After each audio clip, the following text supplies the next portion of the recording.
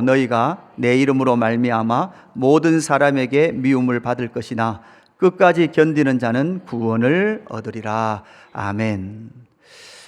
여러분, 나를 따르라 그랬으면, 나를 따르면, 잘 따르면 번성할 수 있고 성공할 수 있고 복 받을 수 있다. 하나님의 아들 예수인 나를 따르면 너희가 만사형통하고 아무 문제 없고 고난도 없고 박해도 없는 그러한 인생을 살 수 있으니까 나를 잘 따라라라고 말해도 인간 안에는 불신이 있어서 잘 따를까 말까 하는데, 예수님은 제자를 부르면서 뭐라고 말씀하시는가 하면, 내 이름으로 말미암아 너희는 모든 사람에게 미움을 받고 박해를 당할 건데 끝까지 견디는 자는 구원을 얻게 될 것이다. 예수님 이렇게 말씀하시는 거예요. 여러분, 여러분 오신 교회 이름이 어떤 교회 이름이 뭡니까? 예수 그 이름 교회예요. 그러니까 예수의 이름으로 말미암아 너희들이 당해야 될 것이 있는데, 그게 뭔가 하면 많은 사람에게 미움을 받고 고난을 당한다는 거예요. 그러면서 예수님은 따라오라는 거예요. 여러분, 예수님이 분명히 다 말씀해 주셨습니다. 처음에 말 안 해주고 따라 나섰더니 가면서 하나하나 말씀해 주는 거예요. 처음에는 좋은 줄 알고 따라 나섰는데, 야 아니야, 고난이 있는 거야, 야 순교가 있는 거야, 이렇게 말씀하시지 않고 처음부터 제자를 부르면서 뭐라고 말씀하시는가 하면 고난과 박해가 있다 그러는 거예요. 여러분, 수요일날 우리가 제자 훈련을 하고 내용을 공부하면서 여러분, 저도 계속해서 제 자신에게 되물어보고 묵상해봐요. 여러분, 예수의 길을 따른다는 것, 여러분 쉬운 일일까요? 어려운 일일까요? 지난주 우리 선교사님은 예수 믿는 게 쉬운 거라고 말씀하셨고, 또한 쉬운 부분이기도 하지만 또 한편은 여러분 참으로 어려운 겁니다. 왜냐하면 고난과 박해가 우리를 기다리고 있기 때문에 그러합니다. 예수님께서 마태복음 5장 산상수훈의 팔복에 대해서 말씀해 주시면서 8가지 복 중에서 여러분 마지막 8번째로 오면 어떤 복이 우리를 기다리고 있는지 마태복음 5장 10절 보세요. 의를 위하여 박해를 받는 자는 복이 있나니 천국이 그들의 것임이니라. 나로 말미암아 너희를 욕하고 박해하고 거짓으로 너희를 거스려 모든 악한 말을 할 때에는 너희에게 복이 있나니. 12절 같이 읽습니다. 시작. 기뻐하고 즐거워하라. 하늘에서 너희 상이 큼이라. 너희 전에 있던 선지자들도 이같이 박해하였느리라. 아멘. 여러분, 이 세상의 논리로 보면 박해가 있고 욕하고 고난을 당하는 그 상황을 복이라고 말하지 않을 뿐만 아니라 그런 상황이면 슬퍼하고 울어야 되는데, 그렇게 예수 이름으로 말미암아 박해가 받고 있는 그들 향하여 기뻐하고 즐거워하라 이렇게 말합니다. 여러분, 이러니까 여러분 이 세상은요 예수 믿는 사람을 감당하지 못하는 거예요. 이 세상은 예수 믿는 사람 보면 정신 나간 사람들이에요. 따라합시다. 나는 예수 안에서 미쳤다. 그러니까 안 믿는 사람이 우리 보면 미친 거예요. 지금 고난이 있고 예수 이름 때문에 욕당하고 있는데 그들은 지금 뭐 하고 있어요? 기뻐하고 즐거워하고 있어요. 그래서 여러분, 안 믿는 사람들이 우리를 보면 너희 안에 어떤 소망이 있기에 너희는 이런 상황 가운데서도 웃고 있고 즐거워하고 있느냐? 라는 질문 한 번 정도는 여러분이 받아보셔야 되는 거예요. 그런 의미에서 여러분의 일상 언어들을 한번 돌아보십시오. 여러분의 일상 언어가 날마다 염려하고 걱정하는 언어라면 여러분 정말 하나님 앞에서 다시금 제단 숯불로 내 입술을 찢어 주십시오라고 기도하셔야 돼요. 그럼에도 불구하고 나는 예수로 말미암아 기뻐합니다. 그럼에도 불구하고 나는 예수로 말미암아 즐거워합니다. 이것이 바로 성도의 고백이 되어야 될 줄로 믿습니다. 마태복음에는요, 이 예수의 제자의 길에 대한 내용도 많고 예수의 제자들이 받아야 될 고난의 길도 많이 설명해 주는 책이 마태복음이에요. 여러분, 오늘 이렇게 마태복음 10장에도 고난에 관한 이야기도 있지만 마태의 계시록이라고 말하는 마태복음 24장, 25장에 가도 길게 예수님의 제자들과 예수의 사람들이 종말 때 당해야 될 많은 고난에 대해서 설명해 주고 있는데, 이 24장과 25장 들어가기 직전에 예수님은 마태복음 23장 35절 이렇게 말씀합니다. 그러므로 의인 아벨의 피로부터 성전과 제단 사이에서 너희가 죽인 바가라의 아들 사가라의 피까지 땅 위에서 흘린 의로운 피가 다 너희에게 돌아가리라 이렇게 말씀하시거든요. 여러분, 이 의인 아벨, 그러면 우리가 잘 알듯이 아벨은 어디에 나옵니까? 창세기 4장에 나옵니다.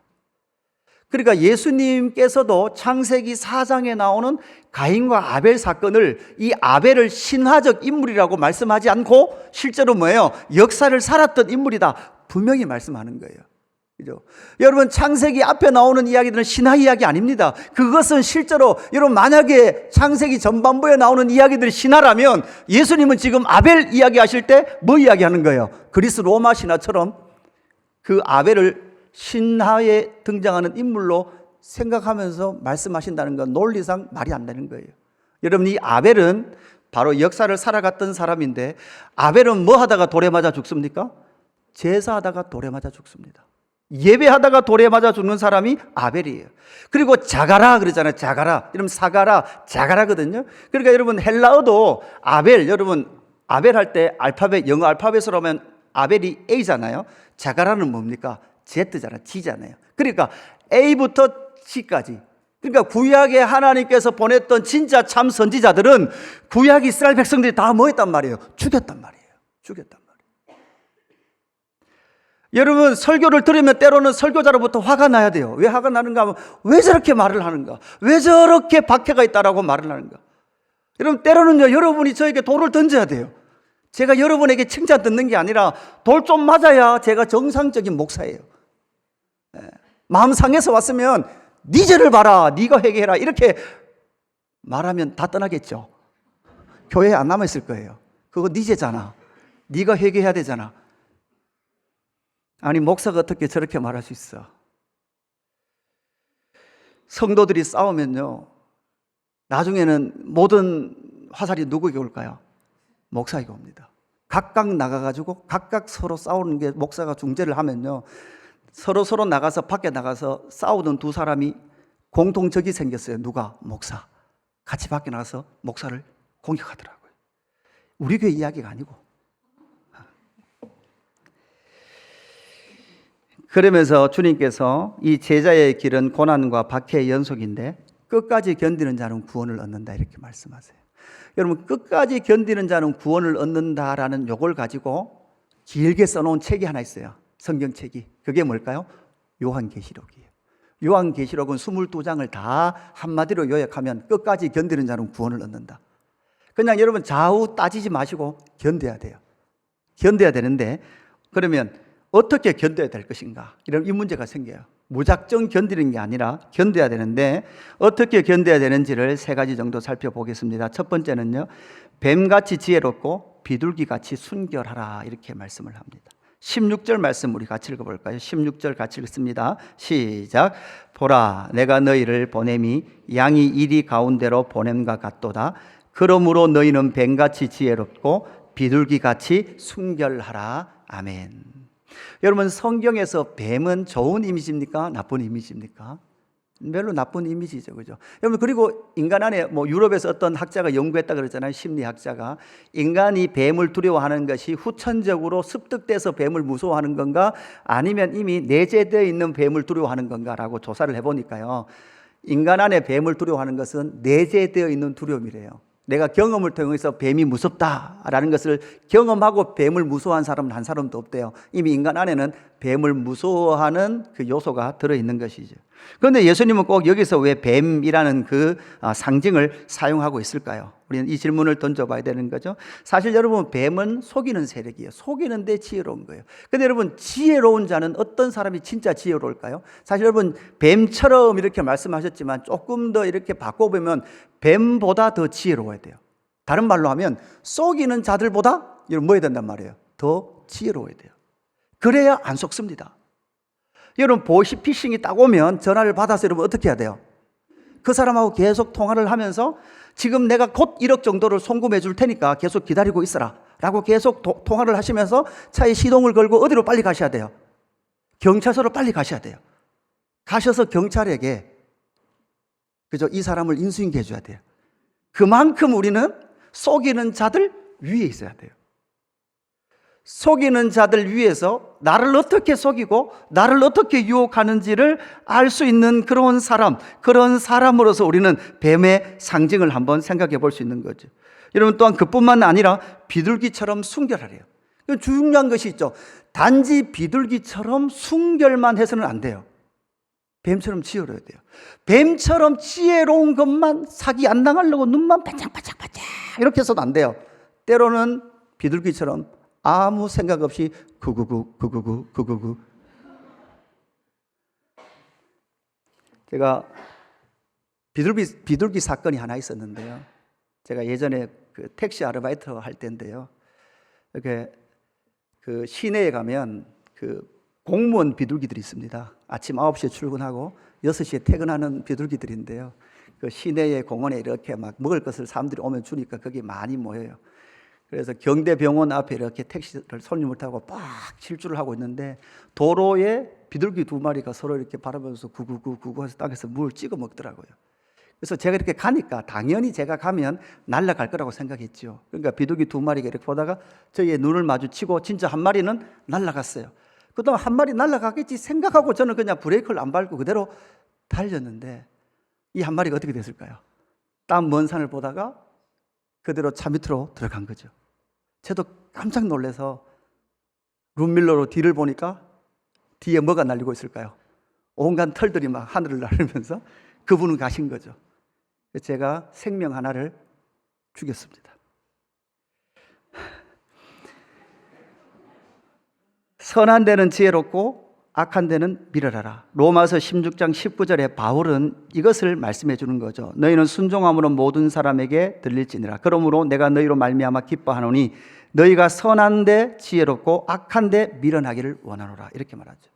그러니까 선한 데 지혜롭고 악한 데 미련하는, 뱀과 비둘기의 두 속성을 그대로 이해하고 있는 그 사람이 바로 끝까지 견딜 수 있는 사람이다라는 것을 우리에게 말씀해 줍니다. 여러분, 이것은 무엇으로 나타나고 있습니까? 이것은 바로 하나님의 나라의 상징이기도 합니다. 하나님의 나라는 확장되어져 가야 합니다. 땅끝까지 복음이 전하여져 가야 되는데 그렇게 복음이 전하여져 감에도 불구하고 놓치지 말아야 될 것은 무엇입니까? 정결함입니다.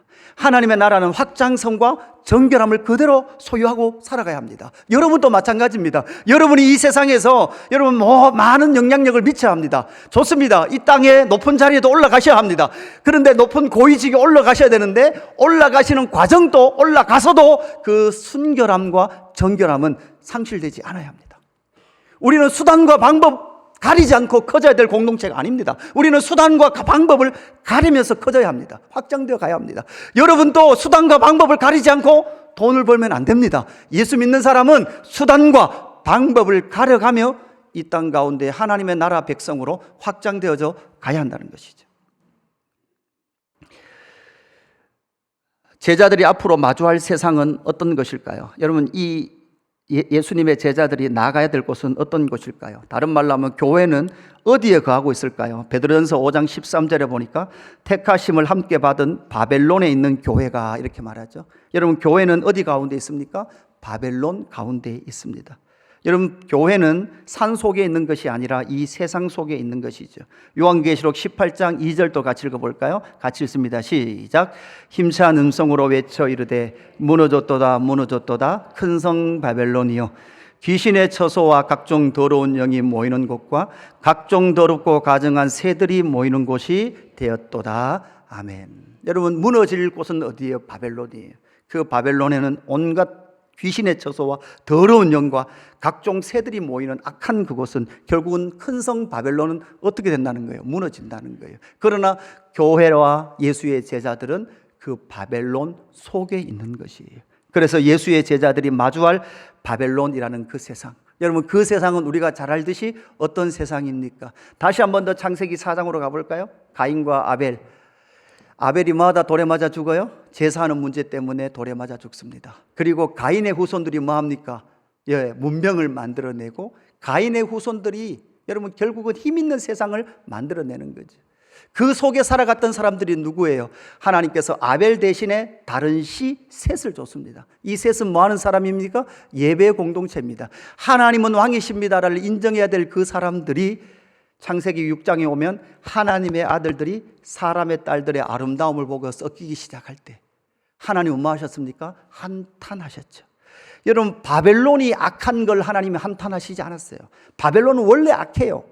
바벨론 악한 것을 탄식하신 것이 아니라 하나님의 아들들이 사람의 딸들의 아름다움을 보고 자기들의 욕망과 욕구가 하기를 원하는 대로 살아가는 그것을 보면서 하나님 뭐 하셨다고요? 탄식하셨다고요. 하나님은 지금 세상을 보면서 탄식하시지 않아요. 세상은 원래 그랬으니까. 그러나 뭐를 보고 탄식합니까? 교회를 보고 탄식하시는 거예요. 하나님의 당신의 아들들을 보시면서 탄식하시는 거예요.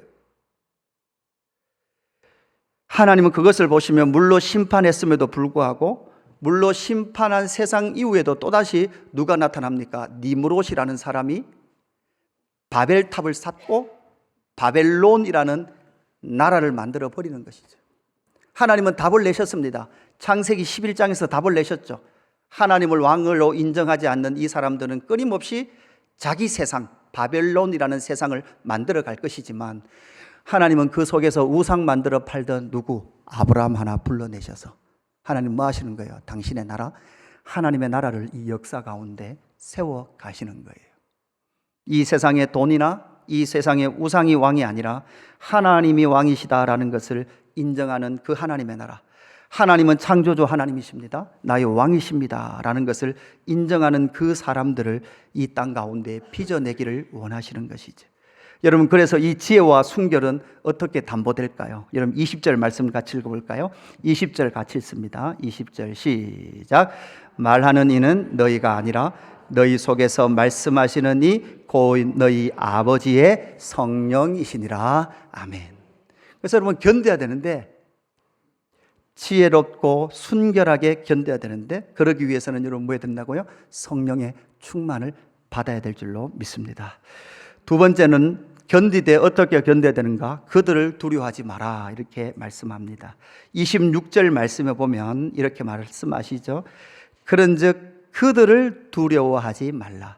여러분 두려워하지 말라만 나온 게 아니라 여러분 거기 앞에 보니까 그들을이라는 특정한 세력들이 있고 대상들이 나타나는 거죠. 그냥 두려워하지 말라 이렇게 말씀하지 않고 그들을 두려워하지 말라, 감추인 것이 드러나지 않을 것이 없고 숨은 것이 알려지지 않을 것이 없느니라 이렇게 말씀하고 있습니다. 여러분 그들은 어떤 사람들입니까? 17절에 보니까 이렇게 말하죠. 사람들을 삼가라. 그들이 너희를 공회에 넘겨주겠고 그들의 회당에서 채찍질하리라. 또 너희가 나로 말미암아 총독들과 임금들 앞에 끌려가리니 이는 그들과 이방인들에게 증거가 되게 하려 하심이라 이렇게 말씀합니다. 그러니까 그들이 뭘 하는 거야? 그죠? 해당에서 채찍질하고 너희를 제자들을 공회에 넘겨주겠고 총독들과 임금들에게 그렇게 내어주고 재판받게 하고 고난당하게 하게 할 그 세력들이 너희 가운데 있다라는 것을 우리에게 말씀해 주고 있습니다. 여러분 지금 오늘 우리가 신앙생활하고 있는 한국 땅에서는 고난이 많습니까? 고난이 별로 없습니까? 예수 믿는다고 여러분 박해가 많습니까? 우리는 별로 박해가 사실은 한국 땅은 없습니다. 금요 기도에도 한번 여러분 나눴지만 2022년, 23년을 넘어오면서 오픈도어 선교회에서 전 세계의 기독교 박해 순위를 매긴 게 있습니다. 여러분 표를 하나 보시죠. 표를 보시면 이게 지금 이 각 대륙에서 예수 믿는 우리의 형제 자매들이 지금 고난 당하고 있는 상황입니다.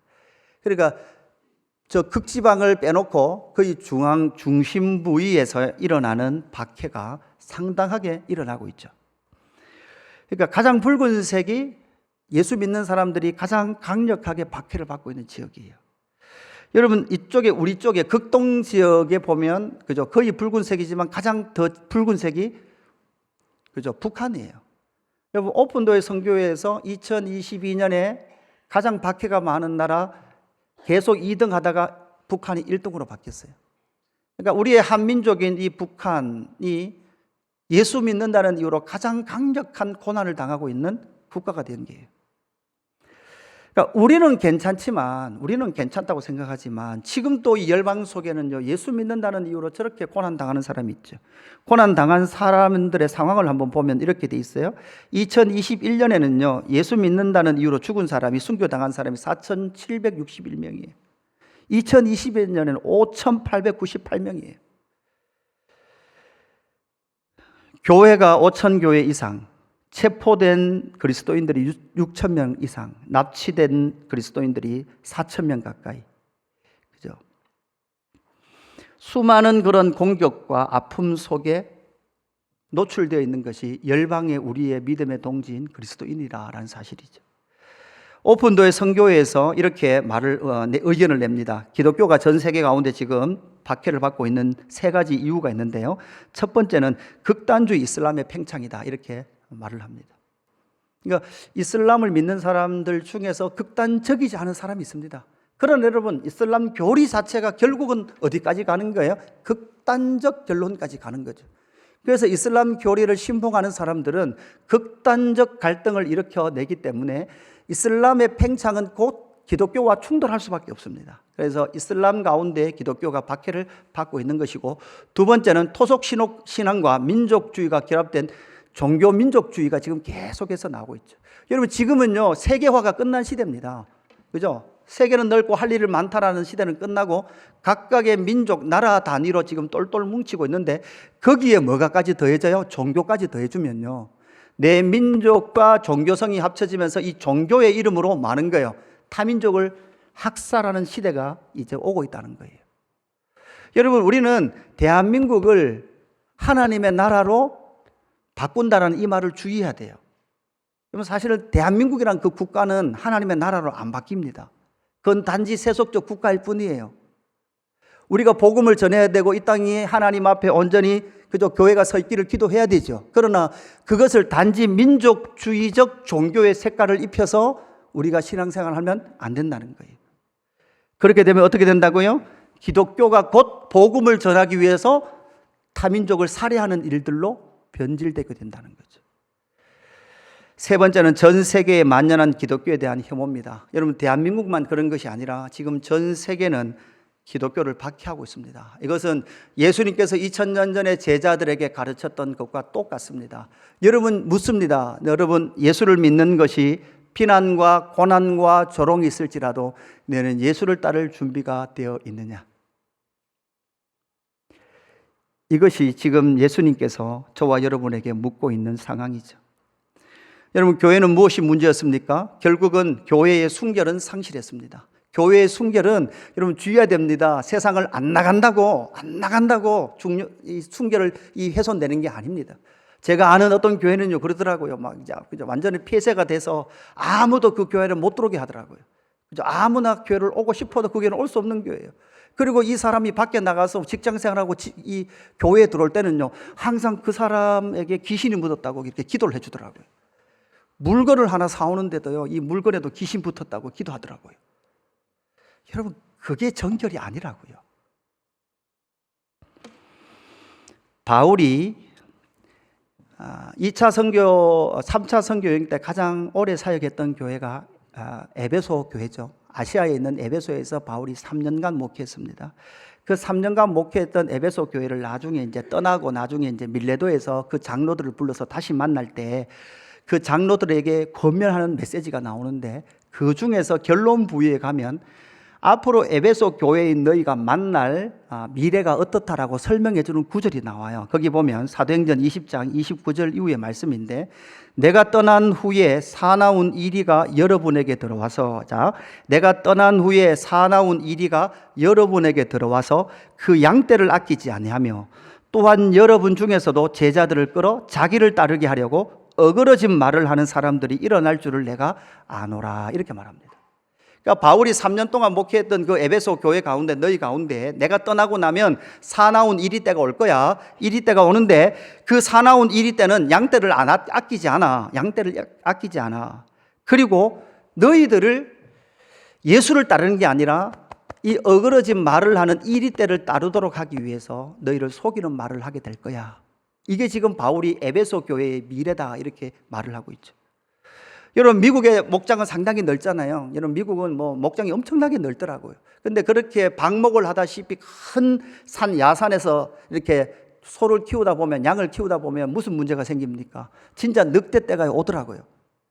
늑대떼가 밤에 몰래 들어와서 소가 송아지를 놓으면 어떻게 해요? 송아지와 출산한 어미소를요, 죽이더라고요. 그걸 갖다 놓고 계속 뜯어먹기 시작하더라고요. 그러면 여러분, 농장주가 뭐를 할까요? 어떤 개체수 이상 딱 늑대가 늘었다 싶으면 포수들을 모집을 합니다. 그리고 밤새도록 최고의 무기, 총을 가지고 뭐 합니까? 밤새도록 늑대를 잡더라고요. 그죠?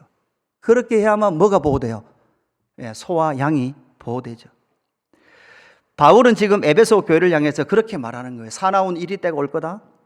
그러면서 그 사나운 이리 때에 어그러진 말을 함을 통해서 자기를 따르게 하려고, 거짓 목자를 따르게 하려고 어그러진 말을 할 거다. 이렇게 말하죠.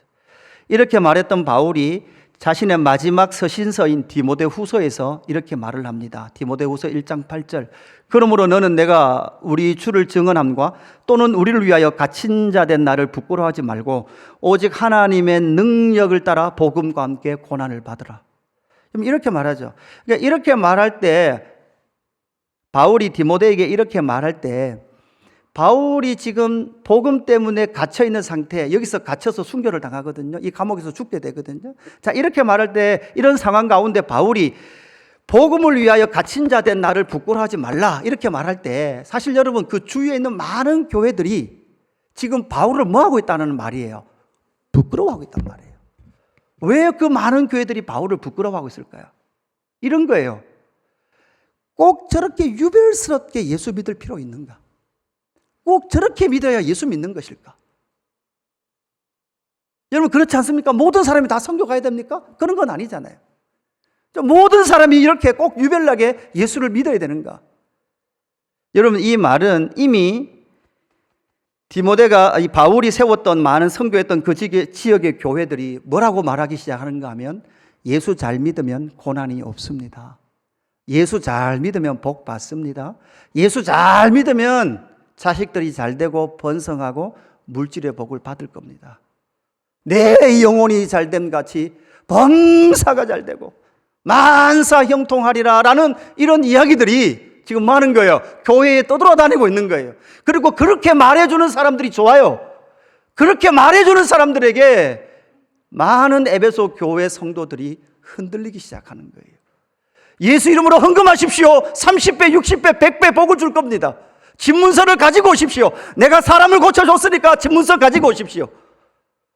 이런 수없는 거짓말이 교회를 물들어 가게 하고 있을 때, 디모데후서 1장 15절을 보면 바울이 이렇게 말하죠.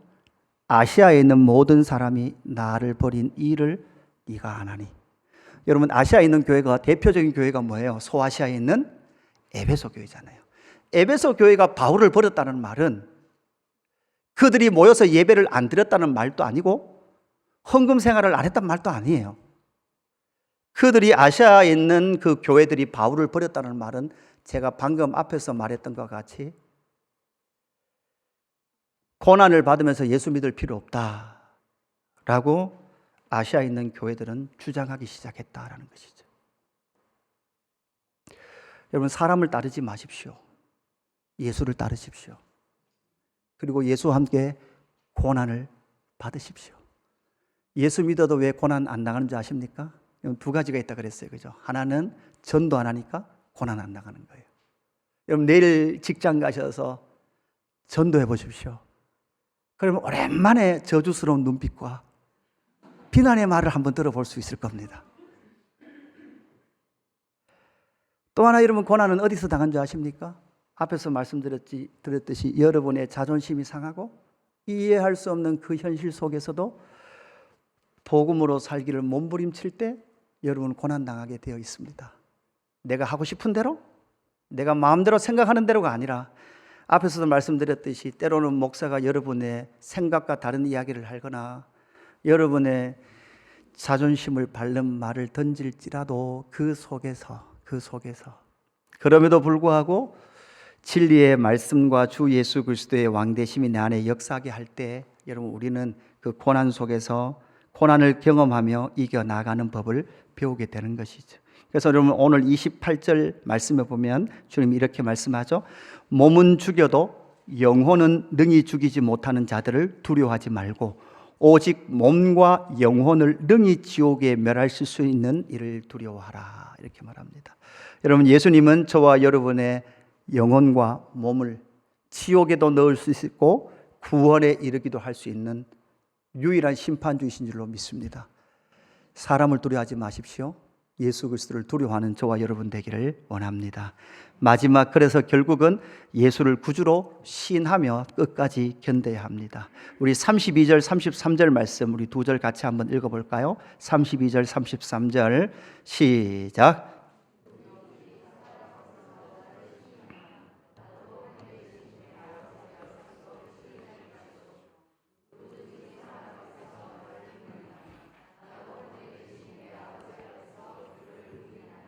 아멘.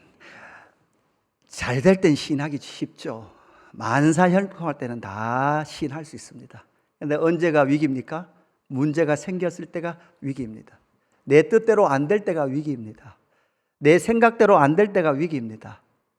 그때 우리는 무엇 해야 합니까? 예수 그리스도를 시인해야 합니다. 참 독특하죠? 사람들 앞에서 예수님을 시인하면 하늘에서도 뭐가 있는 거예요? 우리를 예수님이 하나님 앞에서 시인하는 거예요. 이 땅의 사람들 앞에서 우리가 예수를 부인하면 하늘에서도 예수님이 하나님 앞에서 우리를 만다는 거예요. 부인한다는 거예요. 여러분, 그러고 보니까 여러분, 이 땅에서 사는 게 곧 뭐를 사는 거예요? 하늘을 사는 거예요.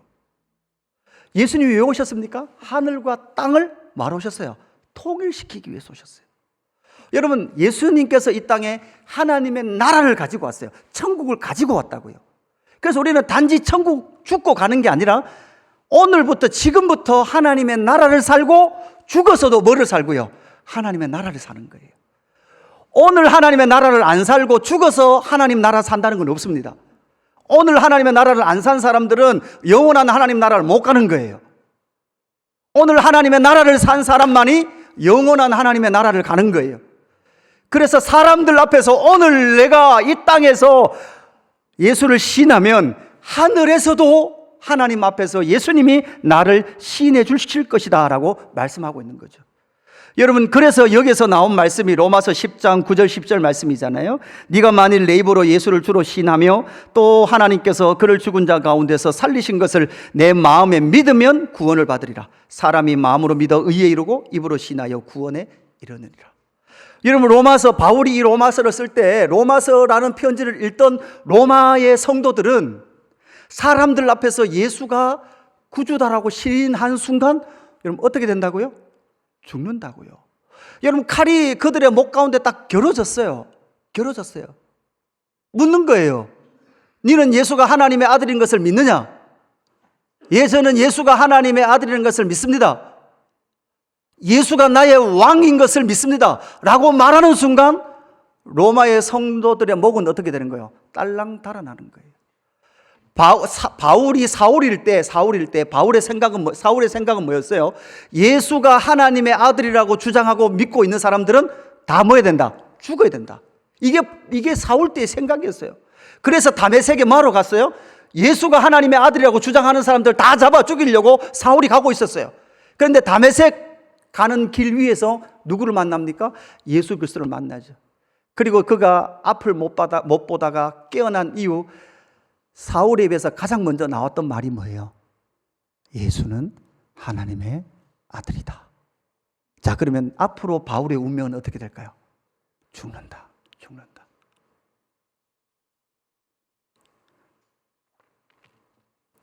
앞에서도 말씀드렸듯이 그렇습니다. 나의 삶에 문제가 없고 내 삶이 승승장구하면 입으로 그것을 시인하는 것은 쉬운 문제입니다. 그러나 문제는 무엇입니까? 죽음이 있고 아픔이 있고 눈물이 있고 탄식이 있는 그 현실을 맞닥뜨려질 때 저와 여러분은 과연 예수를 구주로 시인할 수 있냐는 것이죠. 많은 사람들 앞에서 혹시 내가 그것 때문에 조롱당하는 일이 있다 할지라도 여러분, 그러고 보니까 이상하지 않아요? 예수 믿는 게 부끄럽다는 게 언제 인식이 우리 안에 들어와 있었을까요? 맞죠? 더 떠나서 여러분, 부끄러움은 언제 들어왔습니까? 여러분 안에? 부끄러움을 배웠습니까? 안 배웠는데도 불구하고 내 안에 뭐가 있어요? 부끄러움이 있다는 거예요. 사탄은 뭐를 이용할까요? 타락한 본성을 이용합니다. 타락한 본성을 이용해서 네가 사람들 앞에서 예수 믿는다는 것을 표시내면 너는 부끄러워질 거야. 그래서 회식하는 자리에서 모든 사람이 소주잔을 기울이며 건배사를 부를 때 나는 교회 다니기 때문에 예수 믿기 때문에 술 안 먹어요 이 말 하면 부끄러워질 거다. 그러니까 과장님이 뭐라 그래요? 야, 교회 다녀도 다 술 먹더라. 내가 아는 그 장로도 술 잘 먹더라. 여러분, 그 말에 유혹에 넘어가서 한 잔 마시면 뭐라 그럴까요?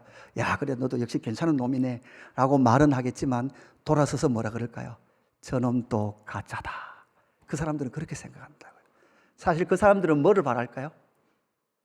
나는 예수 믿는 사람입니다 라는 표시.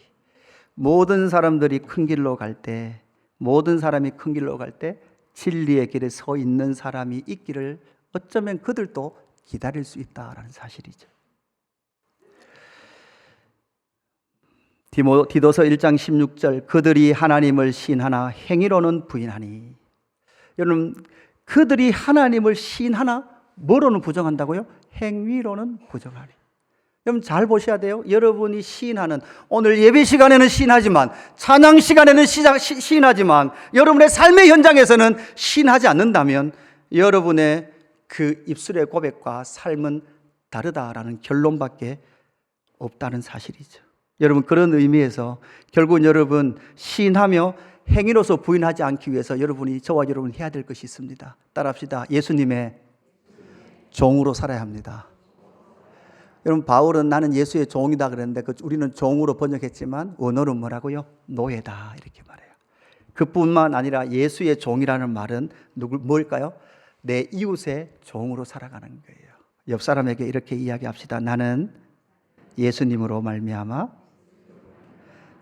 당신의 종이 되었습니다. 밥을 해도 내가 좀 자랑하기 위해서 밥하는 게 아니고, 내가 여자니까, 아내니까 밥하는 것도 아니고, 내가 남편인데 좀 이 집안 일을 좀 도와주게 하기 위해서 하는 게 아니라 내가 정말 당신을 사랑하는 종이기에 나는 이렇게 예수의 마음으로 섬기겠습니다 라고 나아가는 거죠. 고린도전서 9장 19절, 내가 모든 사람에게서 자유로우나 스스로 모든 사람에게 종이 된 것은 더 많은 사람을 얻고자 함이라. 여러분, 스스로 종이 되는 저와 여러분 되기를 주님의 이름으로 축복합니다. 말씀을 정리합니다. 끝까지 견디는 자, 그냥 무작정 주님은 견디라고 말씀하지 않고 뱀같이 지혜롭고 비둘기같이 순결하라. 그러므로 너희는 성령을 받게 될 것이다. 성령 충만하라. 그들을 두려워하지 마라. 그들을 세력이 있다는 거, 악의 세력이 있습니다. 그 악의 세력은 영원한 것을 책임질 수 없는, 이 땅에 우리의 육신밖에 어떻게 할 수 없는 그들을 두려워하지 말고 몸과 영혼의 영생을 주장하시는 심판주 예수 그리스도를 두려워하라 이렇게 말씀합니다. 그리고 너희는 이 땅에서 예수를 구주로 신하며 살아라. 그래서 바울은 골로새서 1장 24절 이 말씀 읽고 우리 같이 찬양하십시다. 같이 읽습니다. 시작. 나는 이제 너희를 위하여 받는 괴로움을 기뻐하고 그리스도의 남은 고난을 그의 몸된 교회를 위하여 내 육체에 채우노라. 아멘. 찬양할까요? 아무것도 두려워 말라. 주 나의 하나님이 지켜주시네. 놀라지 마라. 겁내지 마라. 주님 나를 지켜주시네.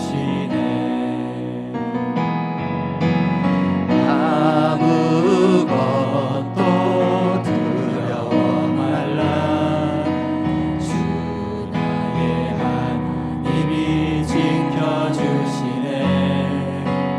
놀라지 마라. 겁내지 마라.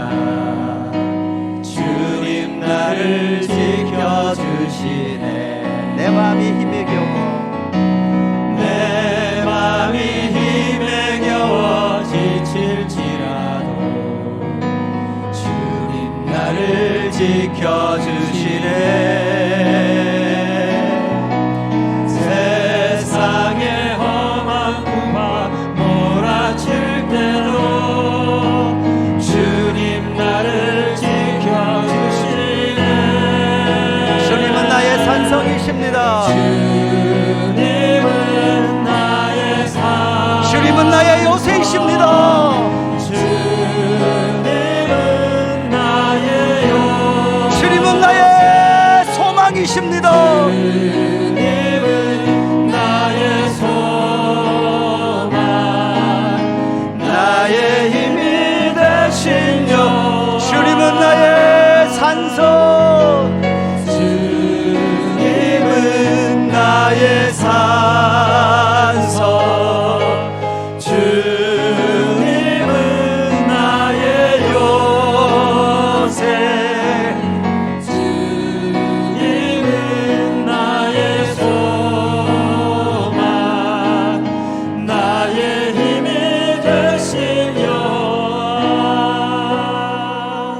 바울은 수많은 그 고난을 당할 삶을, 선교의 여정을 살았음에도 불구하고 다시 한 번 더 나는 이제 너희를 위하여 받는 괴로움을 기뻐하고 그리스도의 남은 고난을 그의 몸된 교회를 위하여 내 육체에 채워넣어라, 이렇게 고백하고 있습니다.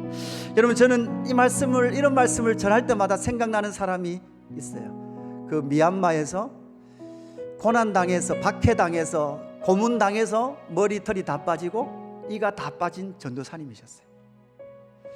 그분이 마지막 요한계시록 같이 공부하고 저에게 통역 선교사님을 통해서 하신 말씀이 있어요. 이 땅에서 저도 믿음 지켜낼 테니 목사님도 한국 땅에서 믿음 지켜내십시오. 그리고 주님 다시 오시는 그날 나는 미얀마 땅에서 거룩한 신부로 주님 만날 것이고 목사님도 한국 땅에서 거룩한 신부로 예수 그리스도를 함께 만납시다. 다른 일 때문에 고난당한 것이 아니라 교회 세우는 것 때문에 수많은 박해로 말미암아 머리털이 빠지고 이가 다 빠지는 한이 있어도 내가 교회를 세우기를 원합니다라는 그 형제의 고백처럼 우리 같이 기도할 때 하나님 아버지, 어그러진 말, 이리 때의 유혹에 빠지지 않게 하시고 사람을 따르지 않고 예수만을 따르게 하여 주시옵소서. 주여, 예수와 함께 고난받게 하여 주시옵소서라고 우리 같이 주님 찾고 기도하며 나가겠습니다. 주여, 주여, 어그러진 말이 남많은 이 시대 주여, 신령하다라고 말하고 병을 고치다라고 말하고 성령의 표적이 있다고 말하며 끝까지 사람을 따르게 하는 그 악한 세력 속에 주여 하나님 아버지, 자유를 선포하게 하여 주시옵소서. 진리를 알지니 진리가 너희를 자유케 하리라. 오직 예수의 진리만이 우리를 자유케 합니다. 주여, 자유하게 되었으나 스스로 타인의 종이 되기를 선포하며 나갔던 바울처럼 주여 하나님 아버지, 예수의 소락이 되어 예수와 함께 고난받고 예수와 함께 땅끝까지 정의되어 줄 수 있도록 성령 하나님 역사하여 주시옵소서. 주여 하나님 아버지, 우리 가운데 함께하여 주셔서 예수의 그 증인으로 주여 예수로 말미암아 스스로 종대자로 살아갈 수 있도록 성령 하나님 역사하여 주시옵소서. 주여 하나님 아버지, 우리에게 믿음을 주시옵소서. 우리에게 아버지의 마음을 부어 주시옵소서. 성령 충만을 부어 주시옵소서. 우리 하나만 더 기도하십시다. 우리의 신앙의 고백과 우리의 삶이 달라서는 안 됩니다. 여러분, 우리는 예수의 제자요 예수의 증인입니다. 예수가 하나님의 아들인 것, 예수가 나의 왕인 것을 우리가 고백할 때 분명 이 세상 가운데 우리는 고난받게 될 줄로 믿습니다. 여러분, 고난을 두려워하지 않는 저와 여러분 되기를 주님의 이름으로 축복합니다. 그렇게 기도하면서 열방 가운데 고난당하고 있는 우리의 형제들, 주여 믿음 지켜 주시옵소서. 믿음 지켜 주시옵소서. 여러분, 외부적 이 박해와 내적 고난도 있습니다. 하나님 아버지, 때로는 자존심 상하고 때로는 하나님 비교당하기도 하고 때로는 내가 부정당하기도 하는 이 현실 속에, 그럼에도 불구하고 그 순간에 예수님은 나의 왕이십니다 라는 것을 고백하고 나가는 예수 그림교회 공동체가 되게 하여 주시옵소서. 우리 다시 한번 더 주님 찾고 기도하겠습니다. 주여, 주여, 주여 하나님 아버지 원합니다. 주여 하나님 아버지, 우리가 번성하고 번영하고 주여 삶의 문제가 없을 때는 주여 주의 구주 되심과 하나님 아들 되심이 주여 쉽게 고백되어집니다. 그러나 환난이 있고 아픔이 있고 눈물이 있고 탄식이 있고 절망이 있고 때로는 다 이해할 수 없는 자기 부정이 있고 주의 하나님 아버지, 아픔도 있고 비교당하기도 하고 자존심이 상하기도 하는 주여 그 현실이 있을 때 주여 그때에 그럼에도 불구하고 하나님은 나의 왕이십니다, 예수님은 나의 왕이십니다 라는 것을 인정하며 나아갈 수 있도록 성령 하나님 역사하여 주시옵소서. 주여 하나님, 그 현실이 우리 삶 가운데 펼쳐질 때마다 그 주 예수 그리스도로 붙들 수 있도록 주여 인도하여 주시옵소서. 주여 하나님 아버지, 신실하신 하나님, 그 영광의 주님만 바라보고 나아갈 수 있도록 역사하여 주옵소서. 하나님 아버지, 열방에 예수 이름 때문에 고통하는 우리의 지체들이 있습니다. 그럼에도 불구하고 그리스도의 남은 고난을 내 육체에 채우노라 라고 고백했던 사도의 고백과 같이 주여 하나님, 고난을 삶으로 여기며 믿음 지켜내고 있는 우리의 지체들이 있으니 주여 하나님 아버지, 그들과 우리가 하나 되어 이 종말의 때를 이겨낼 수 있도록 인도하여 주옵소서. 주여 하나님, 특별히 북녘 땅을 불쌍히 여겨 주옵소서.